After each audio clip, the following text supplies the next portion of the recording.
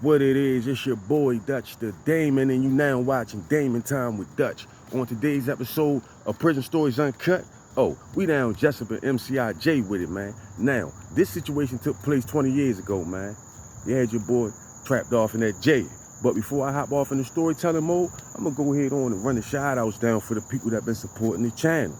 First up on the list, we got the brother Omar McQueen. This brother a loyal supporter, man. This brother make it his business to support the channel. Appreciate you, brother Omar McQueen.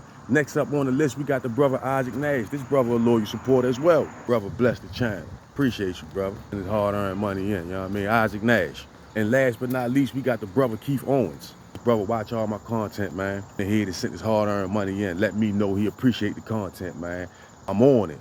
Stay locked in, I got us. Now that we got that out the way, let's get it. I can remember when I got on the mci-j compound, there was a lot of tension between us and the red team. Good brothers pulled me up, gave me the scoop. Brother let me know they went on here and stepped on them like they were supposed to. I mean, the brothers handled their business. But after the initial attack, it was over. It wasn't supposed to be a continuous thing going on. They jumped out there. I mean, little dude put his hand on the brother. All of them had to pay for it. But it was a stipulation because the main blood dude who the whole melee stemmed from, this whole confrontation that we discussing, stemmed from the one dude. Brothers didn't get to get him. He went on lockup behind putting his hand on the brother. Hey, he got knocked off, went on lockup. They say Shorty used to box uptown on the street. Golden Glove used to box. Now, while he on lockup, his cell faced it out the buildings, basically. So when niggas come out the buildings, he used to be in the window hollering at the red team. And he used to be saying shit out the window for everybody to hear him, like, man, why y'all letting them niggas stay on the compound, roll them niggas out, man? He talking about the brothers, right? Little blood dude. Talk about roll the brothers out, right? I guess he figured a little more should have happened behind that fight he had, right? Now, while he was on lockup, he was supposed to have been going to medal. He had a pass or something like that. And he was going on the pass with a brother. It was another brother getting escorted along with him. Long story short, blood dude, he slipped the handcuffs. He gets about the handcuffs, beat the brother. Brother handcuff on lockup. Now, mind you, this nigga boxed, so he really beat the brother, you feel me? Was a female officer doing transportation. She couldn't help. All right, he got his rocks off, right? We find out about this on the compound. Kite gets sent out. All right, boom. Big bros make a decision like, no, we're not gonna hit all the bloods again. Really, there's this one dude for real. So the big bros make a decision like, man, when he come off lockup, no matter what jail they send him to, if they ship him out, we're gonna get word over there. If he come out on this compound, he done. And the bloods is telling us like, man, we ain't got nothing to do with that, man. Shorty acting on his own, man. That's what we kind of figured. So like, all right, boom. Now, fast forward like 3 months, I got moved out of that housing unit. They put me in a different building, like 3 buildings down. I probably was in this building like 3 weeks before Shorty come off lockup into that building, the blood dude. Now, mind you, I'd never seen them. When I came into jail, the situation had already happened, right?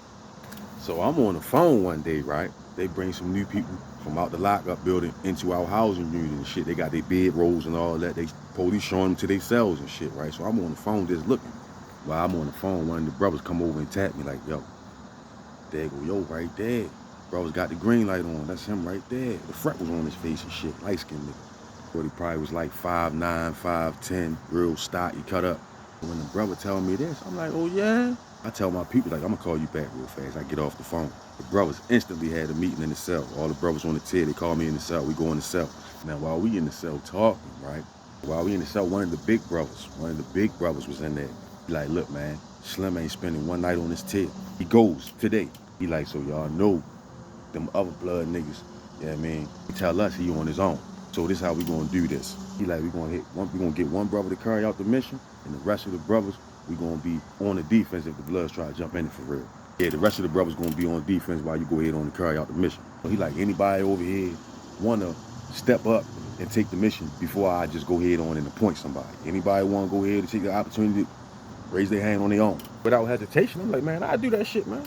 And I'm knowing he don't even know who I'm is for real. Big brother like, that's what it is then. So the brother like, look, we gonna do it on the second shift. When the police shift change, we gonna light his ass up. Boom, that's what it was. We all agreed on it. So later on that evening, they do the standing head count, then they let everybody back out, right? Day room, phones, and showers. So now when I come out the cell, I done strapped up arms. Brothers done slid me a little something. Now, I got a barber razor, sharp ass barber razor one of the brothers gave me. And I had an ice pick with a shoestring handle on it, 2 blicks. So I was instructed to wait until he engaged in some type of extracurricular activity where his mind be focused on that, then get him.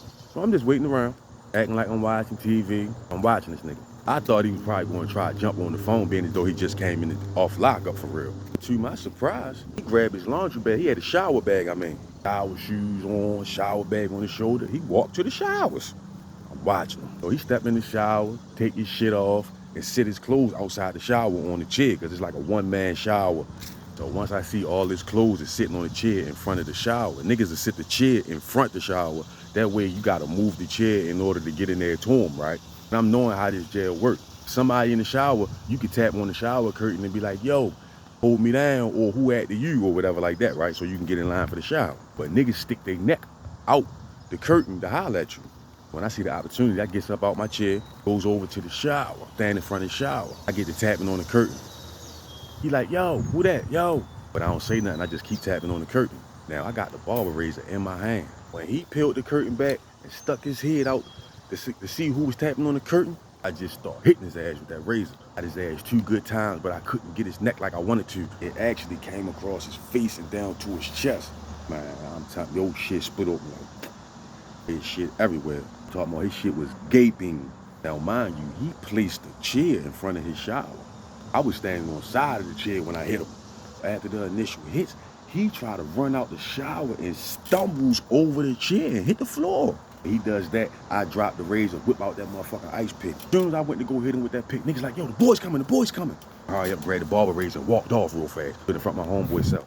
The whole time I passed him the razor, he go in the cell, flush the shit down the toilet. Then got up off the floor. He's standing by the gate trying to get off the tier into the foyer holding the shit like, man, hurry up, man, I'm bleeding. He rushed his ass out, down to medical. Locked the whole jail down, like 5 hours, and let everybody back off like ain't shit happened. Now, believe it or not, I seen this dude years later at the PO spot. This man had a big ass scar on his face, right? And believe it or not, this man shook my hand. Told me he done with that banging shit. That situation right there made him give it up. And he seen how them dudes ain't help, them dudes ain't ride for him. Bullshit, the man shook my hand, man.